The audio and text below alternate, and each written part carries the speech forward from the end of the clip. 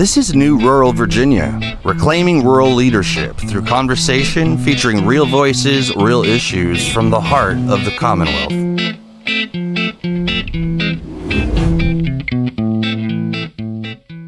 Welcome back, y'all. You're listening to New Rural Virginia podcast. I'm Parson Brown. And I'm Larry Wohlers, and we are your podcast hosts. So, Parson, I was looking at this really hazy sun, just a little fall of orange most of last week, right?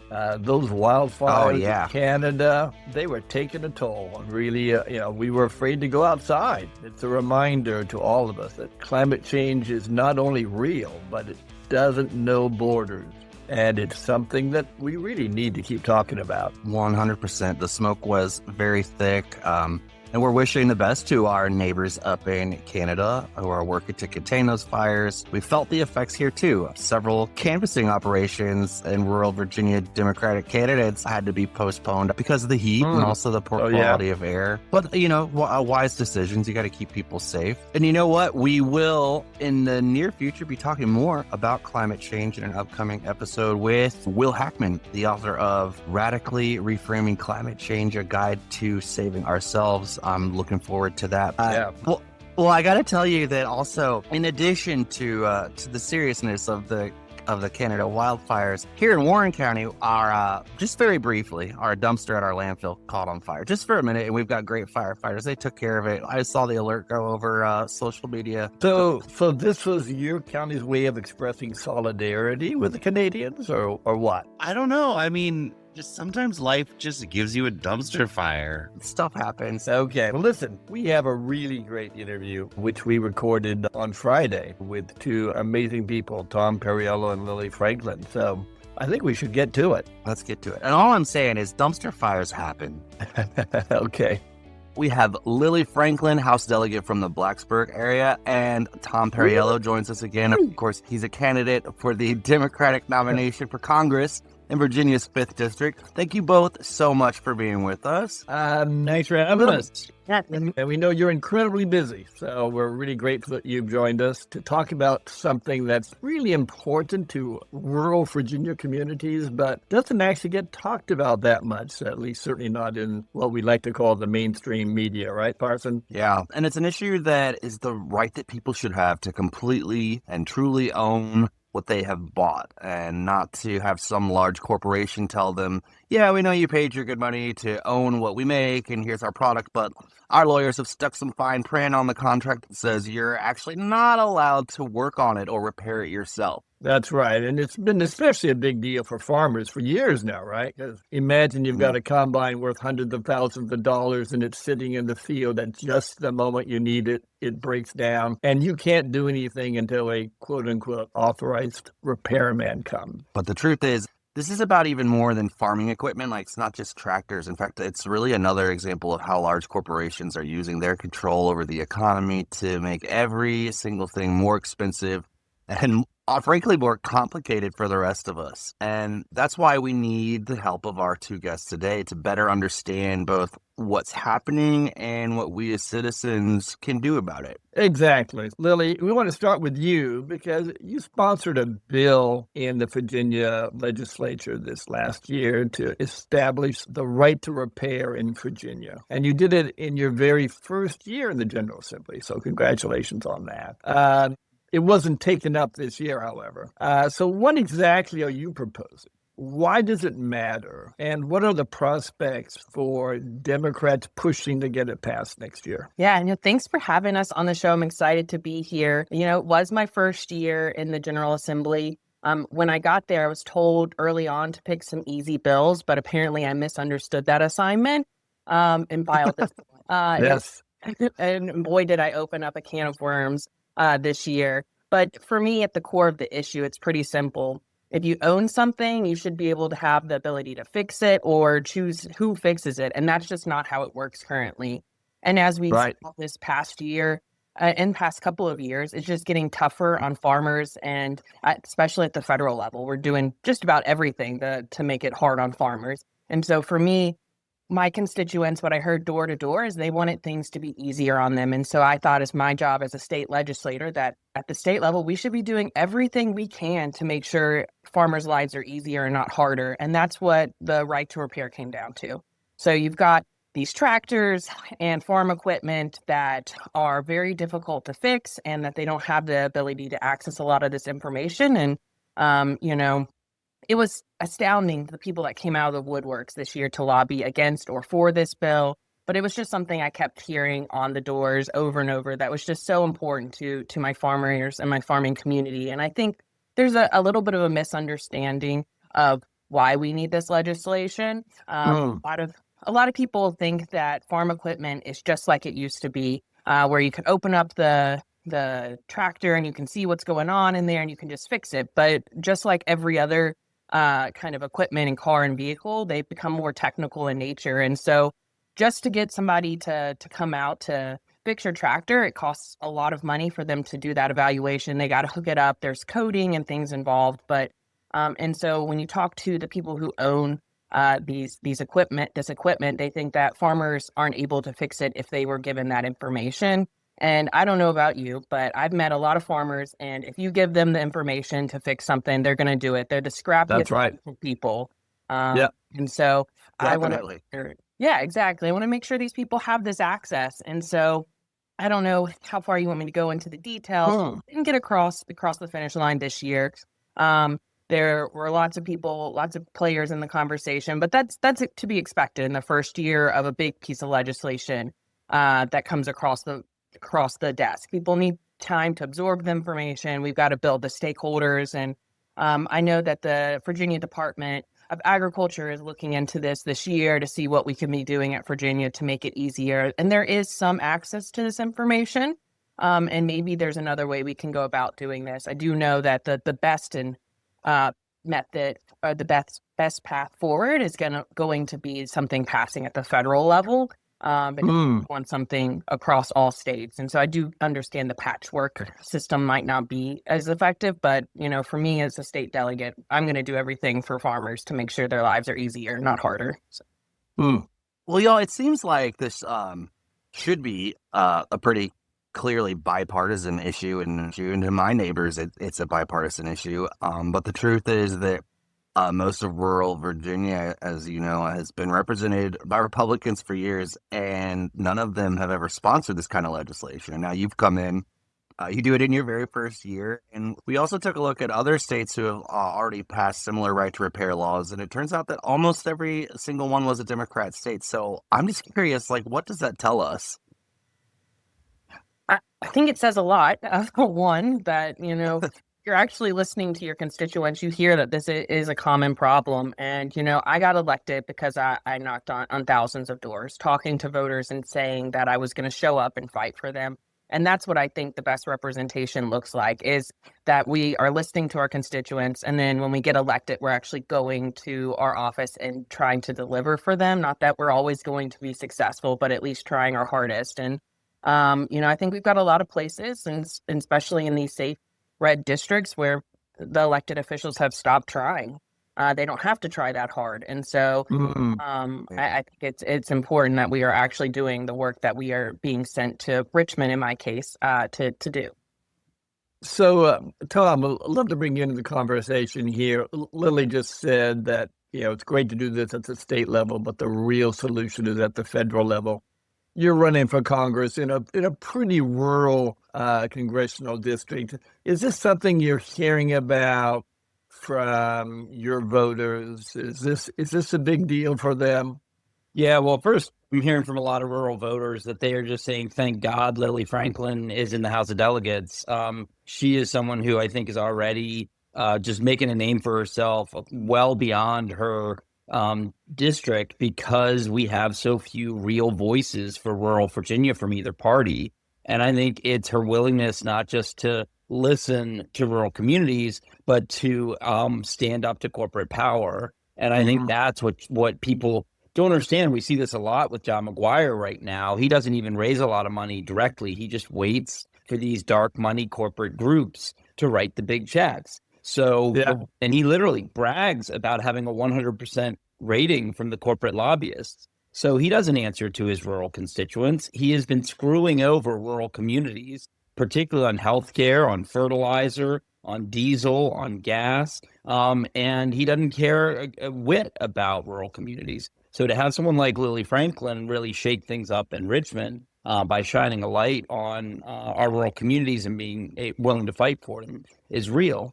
And I think you see an intersection here with right to repair between people's anger at monopoly power and just being nickeled and dimed by corporations. Right. You know, you want to just buy your car. You don't want to buy your car and have to have a subscription service where they can screw you over with as many monthly payments as possible, or else you can't get your warranty on your car. You can't have your navigation system on your car, and everything becomes a con job where we are the mark. So you just want to buy a tractor, and you've got the skills to be able to fix your tractor, and you want to be able to get out there and, you know, and do what you need to do. And instead, these corporations are figuring out, how can we just find another way to extract more data from you and more money from you? People experience it when they fly, and now you got to pay for the water. You got to pay for your blankets. You got to pay to breathe when you're in the damn airplane, right? So people are just sick and tired of it. And I think in rural communities, we are frequently, the first movers because we don't have a lot of political power. So they want to try to screw over those communities first. So getting people hooked like John Deere was doing on these tractors. And they were getting away with it because I think the Republican Party sold out rural communities a long time ago because they take big checks from John Deere. We saw this when it was happening. Now, luckily, the FTC started to bring a case that was under the Biden administration. A bunch of states came forward and started to sue, and there was an important, settlement with John Deere. And I think Lily is right. We need to look at this as a federal issue across the country where we can push back and try to challenge these monopolies, challenge this nickel and diming, and saying, if you buy a product, that's yours. You should be able to repair it the way that you want to repair it. And, most people prefer to go to an independent, repair shop where they know the person, they trust that they're not going to get screwed there. And instead, you have to go to the corporate, repair shop. And then you're just, at their liberty to charge what they want to charge. So I think this is very much about people getting nickeled and dimed by corporate greed. It's about technology companies using products as an excuse to suck up your data. And I think we just don't have enough Lily Franklins in the world that are willing to challenge that kind of power and put the people first. And I think that's the partnership we want to have at the state and federal level. Looking at Congress today, both houses controlled by Republicans, there was a right to repair bill out there, sponsored mostly by Democrats. Are people wondering why a Republican Congress hasn't passed right to repair? Look, one of the things that Lily is getting at, I think that's very important here, is that copyright issues are a federal issue. And so to the extent that we are talking about, copyright rules, we need that to be a consistent federal law across all 50 states. I think in terms of the bipartisan thing, what you see is sometimes you don't actually get the bipartisan support until people's feet are held to the fire, right? And where people need to say, which side of this are you on? What I think the way corruption tends to work in Washington and in Richmond is people can go back to constituents and say something like, oh, it's more complicated than that. Or say, oh, yeah, I agree with you. But like right now, all the big AI companies say, oh, of course, AI should be regulated. But then they spend hundreds of millions of dollars to kill any regulation that's out there. So I think part of what we've been seeing is where from the grassroots up, people can say, look, there's a choice here. Do you stand with this corporate tractor company, or do you stand with farmers having a right to repair their own stuff? And I think effective politics is about forcing that choice to the surface in the same way that, say the big ugly bill did with whether you care about rural health clinics. And the people running the rural health clinics were very clear. You're either standing with these, big hospital conglomerates that are going to screw over rural communities, or you're standing with your communities. And John McGuire and Ben Klein and others said, we're going to stand with the big corporations that write us the big dark money checks, even if that means that we're going to see all of these services shut down. So, it's a choice. Like so often happens, are you with the people or are you with, the powerful deep pockets. Yeah, I think that tractors and the John Deere example is the strongest example of a right to repair, and for our farmers, certainly. But, like, it's not just about that. It's all sorts of different electronics and appliances that rural communities use on a daily basis, too. So it's things that impact everybody across the country. One of the things I was struck by the other day was hearing how much the Pentagon is forced to spend because these multi-billion-dollar airplanes and things they buy, they don't have the right to repair them. And there was a bill apparently to try and stop that, and the lobbyists got to Congress and managed to get that bill tabled. So it's affecting our tax dollars too, right? It is. And Parson, I'm sorry I missed your question. I was actually fighting with the phone to get it to stop ringing. So now they know you. We've already said too much. So on the Pentagon question, this is just one of these things where people can justify so much themselves. So what the contractors will say is, well, for national security reasons, we can't share any of this information with anyone else, which conveniently then means only we can repair everything. Everything has to come back to us. And you see this costing billions of dollars, but you also hear stories of, our men and women in uniform out in the field just needing to do a hack to try to get their equipment to work and then having to face some corporate lawsuit back home. Because actually on a sillier level, this is why the milkshake machine at McDonald's never is working, is that there's one company that has a monopoly on how to fix it. And one employee apparently did a hack once and then got, run out of town for having done that. So it sounds good on paper to say, well, there needs to be, again, control over the information because they're national security risks. As someone who's worked in the national security sector, as someone who still has a top security clearance, I can tell you there are 1,000 better ways to manage that problem than giving a monopoly, an excuse to bilk the taxpayers. And so we just need to get back to that. What's going to work for people, whether it's a milkshake machine or whether it's the equipment that our men and women in uniform overseas are using, because these have real costs. They have human costs and they have financial costs. And the irony is they're talking about needing to protect, the intellectual property of that defense contractor.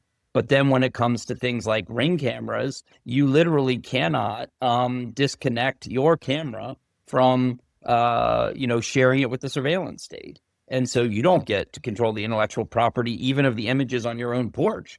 And so if you wanted to say, hey, I want the home security system, but I don't want to contribute that to the surveillance state, you don't get that option because what they're doing is trying to collect that data and the surveillance information. So they really want to protect intellectual property when it's for the biggest corporations. But when it comes to each of us having control over, our own lives and whether our images are shared, suddenly it's about, greater security risks.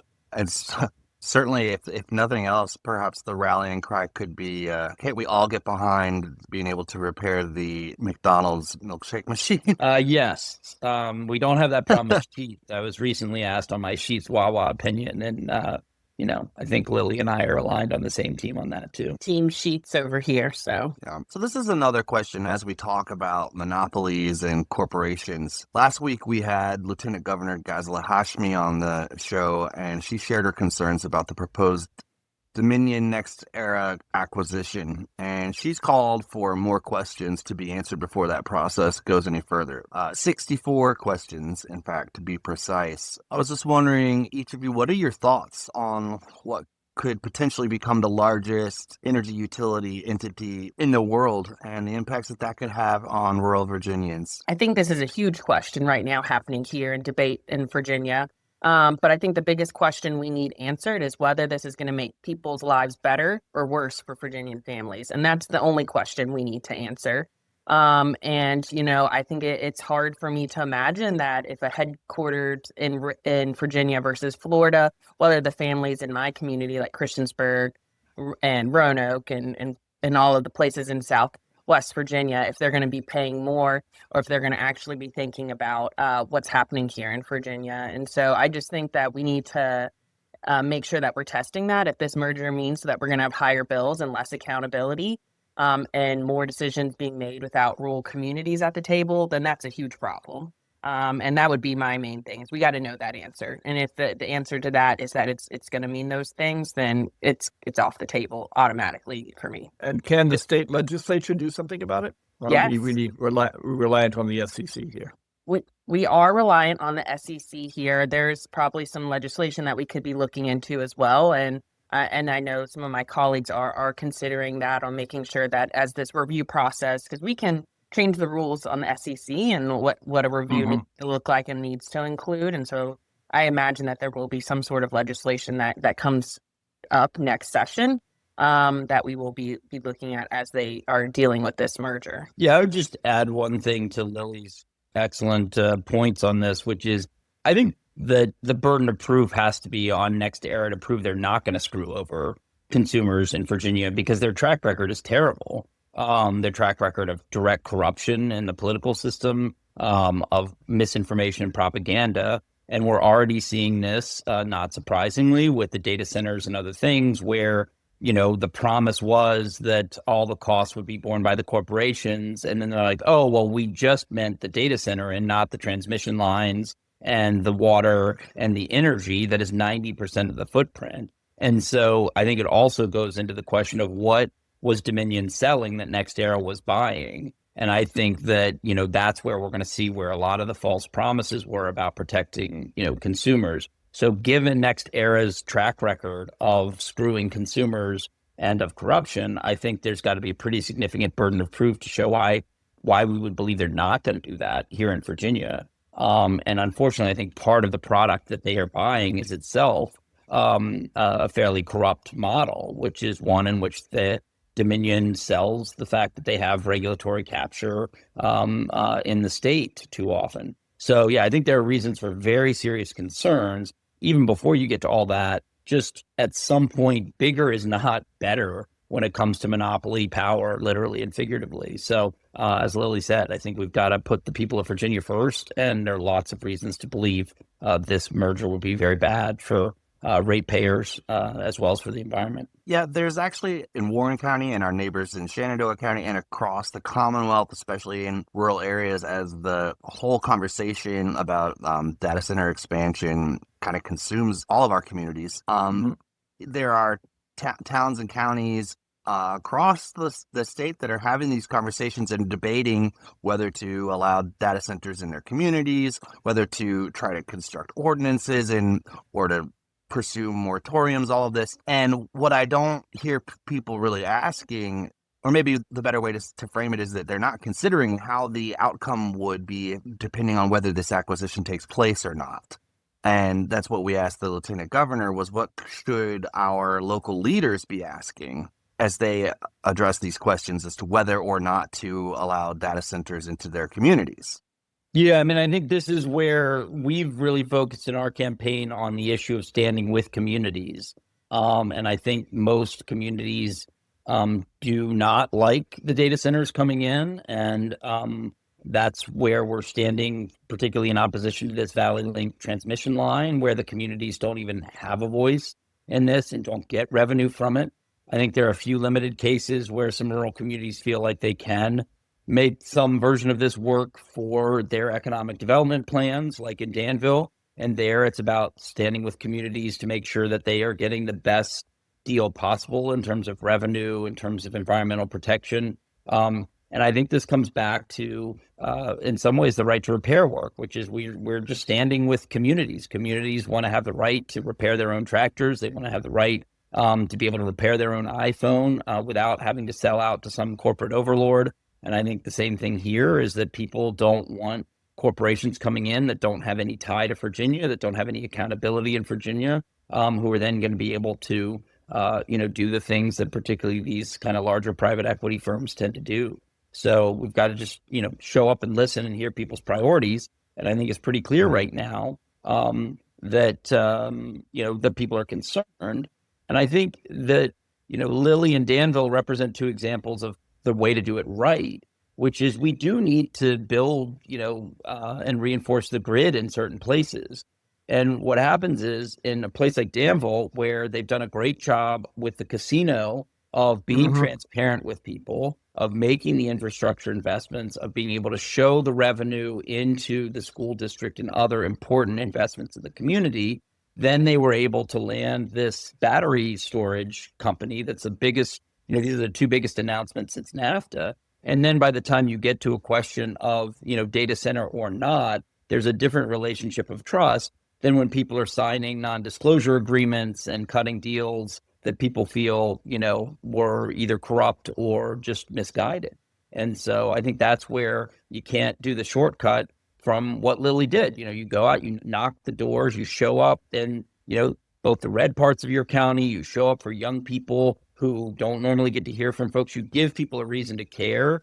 And yes, people are baked somewhat into the red team and the blue team, but underneath it, they're not. They just want to be heard. They want to be represented. They want to have someone fighting for them. And I think that's why we're going to win the fifth. It's why Lily won her race. But more importantly, it's how we're going to rebuild, some sort of social contract or trust again here in this country. One last question for Tom there, just on that. You're running in a district that has not been a good one for Democrats for a number of years, and yet you clearly feel that this year could be different, right? What do you think are the key ingredients of that? The key ingredients to winning this race this year? That's right. Why your voters are listening now and ready potentially to vote for a Democrat. I think, look, what people are looking for is a fighter. People are looking for somebody who's going to listen. I think that in a district like this with 24 counties, people really feel very strongly that John McGuire has not shown up, has not listened, and has screwed them over at every opportunity he had to do so. And I think people, including Republicans, have a very strong sense that McGuire's a sellout, that he's just gone with these dark money groups. He votes for whatever they tell him to do. And then he knows that he screwed over his voters, so he won't show up and talk to them. And I think that's a contrast to what people remember about my service, which is that I was willing to stand up to these lobbyists and corporate interests. And even if it meant losing my seat, I was going to put the people first. And we did that when I cast the vote for the Affordable Care Act, when we did the Stimulus Act that actually helped deliver $27 million to repair the Robertson Bridge in Danville. That has been a key part of them having this economic renaissance in these last few years. So I think we have a lot of leaders who are focused on how do you win the next news cycle or Twitter cycle. And I think people appreciate that I was willing to cast votes for things that might not benefit people for 5 years or 10 years. But I was still willing to do that and give up my seat because we don't have enough leaders that are willing to go in, listen, and say, hey, I'm going to do what's tough. I'm going to do what's going to take some patience and not make it about me. So, I've never taken money from corporate PACs or corporations in the governor's race or lobbyists. But unfortunately, right now, the main thing that is driving us to victory is the sheer pain that John McGuire has caused people. I wish it wasn't so, but we have people who are getting kicked off of healthcare. We have county after county that's losing its last OBGYN, pre and postnatal care services. Really what I'm hearing in rural communities is that because of John McGuire, people can't have kids. People are putting it off for years because they simply don't have access to the pre and postnatal care. They don't have the health insurance coverage. We haven't seen a wage increase in a long period of time. And that can create a real death spiral in our rural communities. So where we've had good leadership, like in Danville and Pittsylvania County, we've made those investments. We're seeing that renaissance. We're seeing young professionals stick around, and that's so important. But I think folks want a federal partner who's going to actually care and fight for them. So that, I think, simple thing, what Lily said about the merger, the same thing. Is this good for Virginia families? And people know that that's the question I'm asking. And once I hear from people what's going to make their lives better, I'm going to go fight like hell for it. And that's just not what McGuire's done. I just wanted to thank both of you for genuinely understanding the assignment and for continuing to show up. That's so very important. And to Lily, you really do represent parts of rural Virginia that you're one of the few voices that our rural communities have in the state legislature, and a lot of people look to you and appreciate your presence there. How can our listeners and how can rural voters throughout the Commonwealth help you and make your job easier? How can we help one another? Yeah, I think the biggest thing is staying involved and informed. You know, you're right. I am one of the few Democratic voices. I get emails, and I got one the other day that was like, you're the only Democrat out here in Southwest Virginia that's an only delegate in general that is responding to emails. And so I'm helping constituent concerns all across rural Virginia. So if people need help or assistance, they're happy to reach out to me, and I can make sure that we are getting the services and things that people need to have good qualities of life all across Virginia.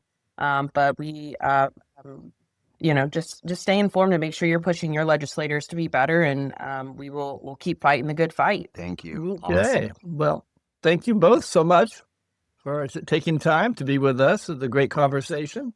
And we look forward to following your campaign, Tom, and Lily, to talking more about the state legislature in 2027. Yes, absolutely. Thank you all. I appreciate you all having us on here. Thank y'all very much. Stay hydrated. Tom. Yes, indeed. Thank you. New Rural Virginia Podcast, Conversations about Rural Virginia's Future, is a product of New Rural Virginia.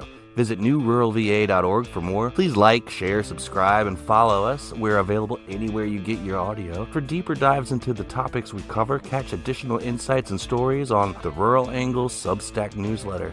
This program is produced by Larry Wohlers and yours truly, Parson Brown. Thanks for listening. Stay tuned for the next episode.